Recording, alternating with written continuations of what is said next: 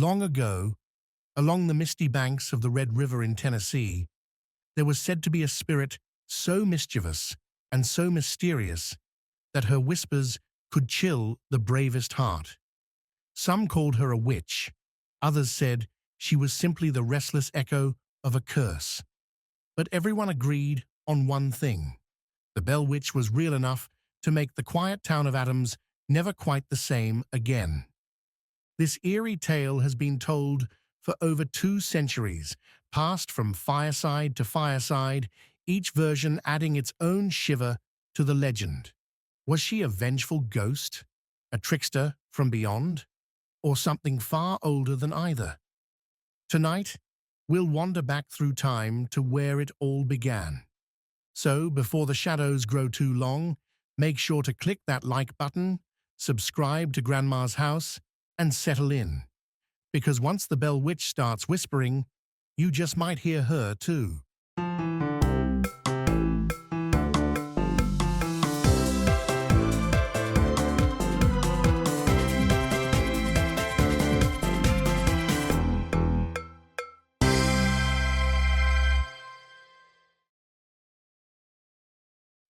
One day, in 1817, John Bell was inspecting his cornfield when he encountered a strange-looking animal sitting in the middle of a corn row. Shocked by the appearance of this animal, which had the body of a dog and the head of a rabbit, Bell shot several times. The animal vanished. This was the first documented manifestation of the entity. Bell thought nothing more of the incident, at least not until after dinner. That evening, the family began hearing beating sounds on the outside walls of their log home. The mysterious sounds continued with increased frequency and force each night. Bell and his sons often hurried outside to catch the culprit, but always returned empty-handed. In the weeks that followed, the Bell children began waking up frightened, complaining that rats were gnawing at their bedposts. Not long after that, the children began complaining of having their bed covers pulled from them and their pillows tossed onto the floor by a seemingly invisible entity. As time went on, the Bells began hearing faint, whispering voices, which too weak to understand, but sounded like a feeble old woman singing hymns. The encounters escalated, and the Bells' youngest daughter, Betsy Bell, began experiencing brutal encounters with the invisible entity. It would pull her hair and slap her relentlessly, often leaving welts and handprints on her face and body. The disturbances, about which John Bell had vowed his family to secret, finally escalated to the point that he shared his family trouble with his closest friend and neighbor, James Johnston. Skeptical at first, Johnston and his wife spent the night at the Bell home.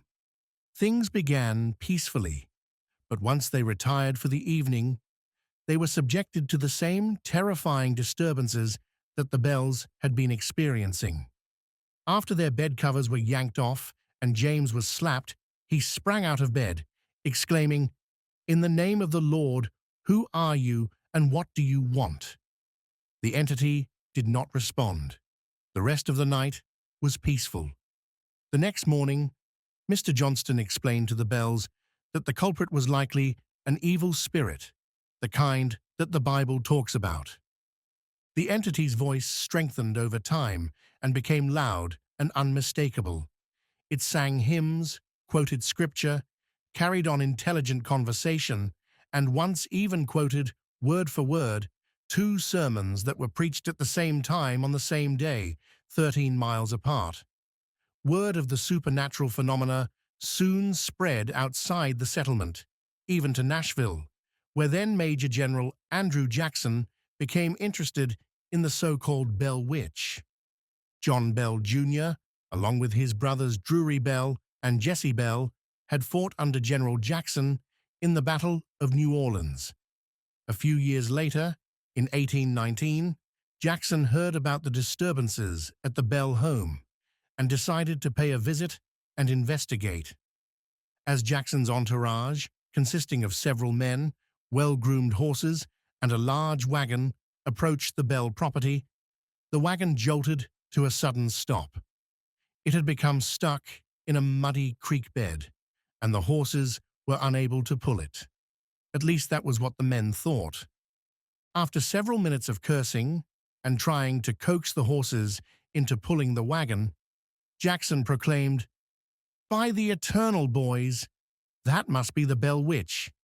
Then, suddenly, a disembodied female voice told Jackson that they could proceed and that she would see them again later that evening.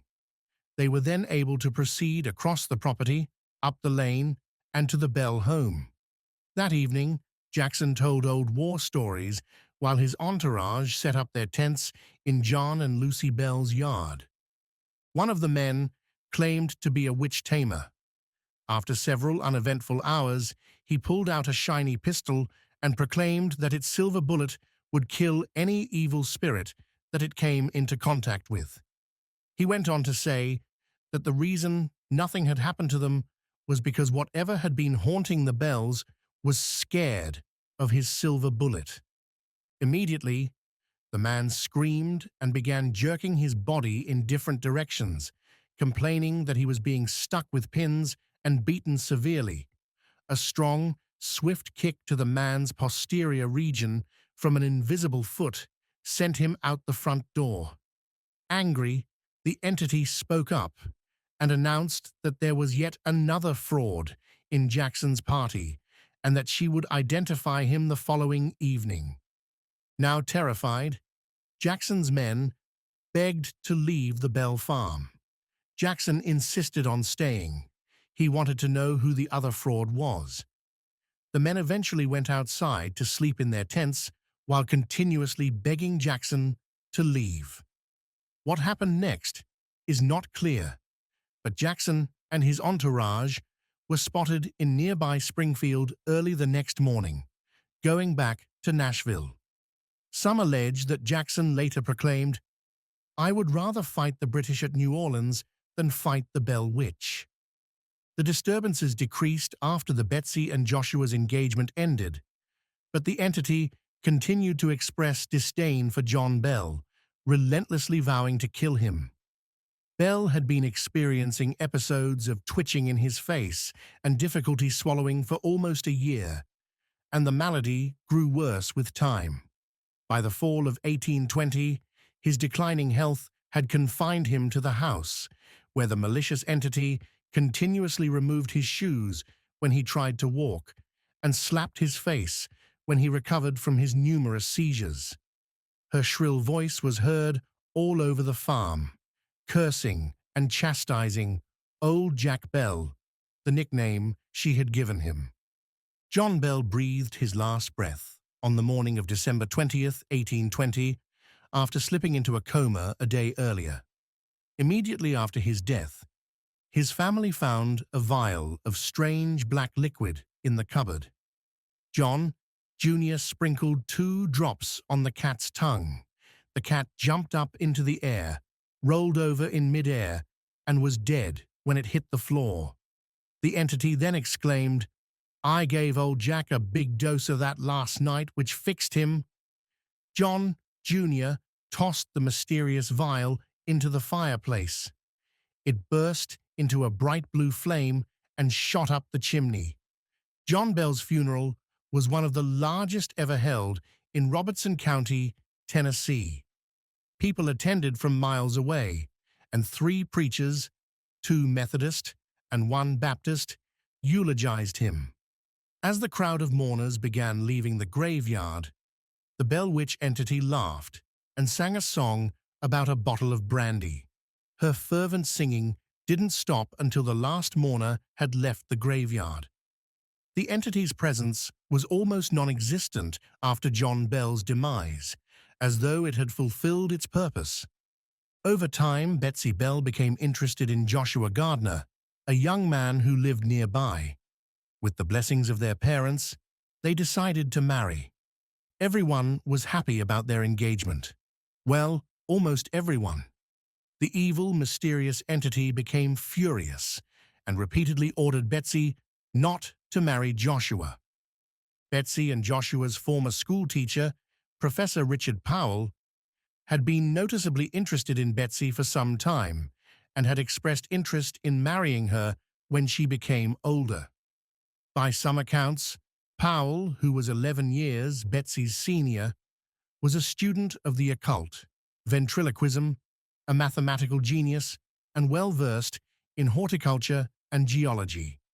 He was secretly married to a woman in nearby Nashville, Esther Scott, during the time he lived and taught school at Red River, and perceived as a happy-go-lucky bachelor, and expressed his unwavering fondness for Betsy Bell.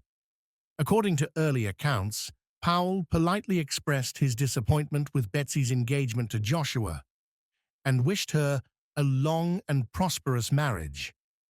Betsy and Joshua could not go to the river, the fields, or the cave to play without the entity nagging them. The constant pressure was more than Betsy Bell could handle, and on Easter Monday of 1821, she met Joshua at the river and broke off the engagement. In April of 1821, shortly after Betsy Bell had broken off her engagement, the entity visited John Bell's widow, Lucy Bell, and told her that it was leaving but would return in 7 years. The entity returned in 1828, as promised. Most of the return visit centered on John Bell Jr., with whom the entity discussed the origin of life, civilizations, Christianity, and the need for a major spiritual reawakening. Of particular significance were its predictions of the Civil War and other major events, some of which she missed. The entity bade farewell after 3 weeks, promising to visit John Bell's most direct descendant in 107 years. The year would be 1935, and the closest living direct descendant at the time was Nashville physician Dr. Charles Bailey Bell, a neurologist, and John Bell Sr.'s great-grandson. In 1934, Dr. Bell published a book about the Bell Witch, likely to raise awareness of the spirit's impending return. The book contains the first-ever account of the alleged conferences between the entity and John Bell Jr. in 1828. The author's father, Dr. Joel Thomas Bell, had allegedly taken notes during the conferences and upon his death passed them down to him, Dr. Charles Bailey Bell. Dr. Bell published no follow-up to his 1934 book. He died in 1945 and is buried at Bellwood Cemetery in Adams, Tennessee. Did the Bell Witch return in 1935 as promised? Some say she did not return, or that if she did, they were not aware of it. But many say she never left the place to begin with. The entity that tormented the Bell family and the Red River settlement almost 200 years ago is often blamed for unexplainable manifestations that occur near the old Bell farm today. The faint sounds of people talking and children playing can sometimes be heard in the area, and it's not uncommon to see candle lights dance through the dark fields late at night. Photography is especially difficult. Some pictures taken in the area show mist, orbs of light, and other phenomena, including human-like figures who were not present when the pictures were taken. Could these phenomena be related to the haunting of John Bell's family? The cause of the Bell family's torment 200 years ago, along with today's continued phenomena in the area, although to a lesser extent, remain a mystery. Numerous theories have been put forth, but all have been debunked. However, most researchers agree that something had to have caused the incidents at Red River in the early 1800s that gave rise to the Bell Witch legend as we know it today. And so, the whispers of the Bell Witch faded, or perhaps they never truly did. Some say she still lingers in the quiet hollows of Tennessee, laughing softly when the wind rustles through the trees, or tapping on windows when the moon is high. Whether she was a restless spirit, a force of nature, or just a tale to keep children close to home. Her story reminds us that legends never really die. They just wait to be told again. Thank you for listening, my friends. If you enjoyed tonight's haunting tale, don't forget to leave a like and subscribe for more stories that drift between history and mystery. Make sure to come back for more stories here at Grandma's house.